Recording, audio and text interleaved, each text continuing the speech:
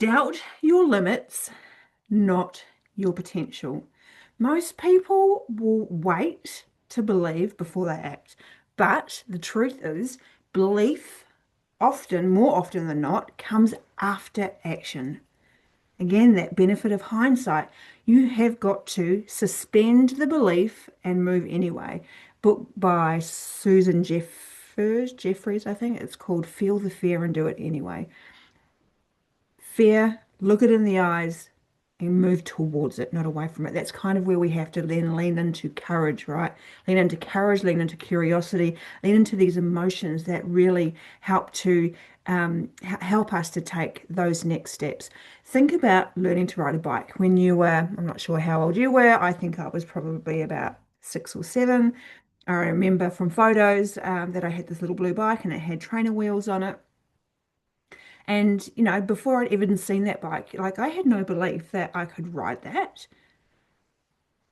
Most kids don't. That's why they don't get on them until they build up enough courage, they build up enough belief that oh, maybe I could do it, because they often see other people doing it too. So at first you don't believe that you can balance on this bike or ever ride it without the trainer wheels on. But the moment you start pedaling and then that balance shows up, but if you waited until you believed in 100% that you'd be able to ride a bike and that you'd be able to find balance, you'd never get on that bike if you waited.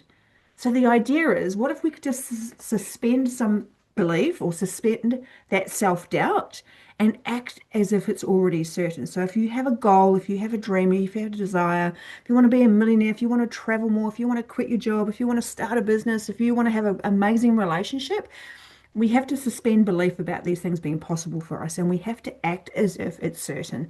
A fantastic book that I've been gifted is one called It Is Done by Richard Dots, I think.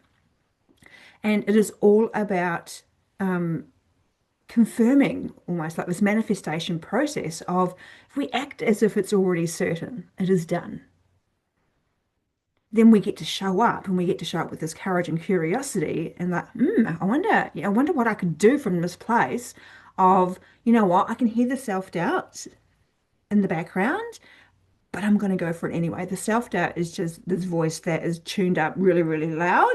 And we just have to, like over a period of time, is just tune it down so that our doubt, rather than doubting our potential, we're actually just doubting our limits. Because confidence doesn't lead action. Action creates the confidence. And we have to lean on courage to take that action, to take, as my coach would say, inspired action. When we are inspired and we're doing things that are fun and they feel good and they light us up, it's really easy to take action from that place. So if your goal doesn't light you up, then it's going to be really hard to create action steps when you're just not that motivated towards it. So make sure your goal is big enough that it stretches you, that it's not just playing it safe. And it should scare the shit out of you. Your goal should scare you. If it doesn't scare you, it's not stretching you enough. It's not putting you into a growth zone. It's actually keeping you in comfort zone.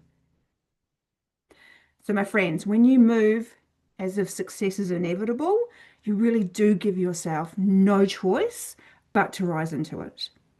And if you're ready to doubt your limits instead of your potential, join me inside Unpoured Potential. The private podcast is linked below.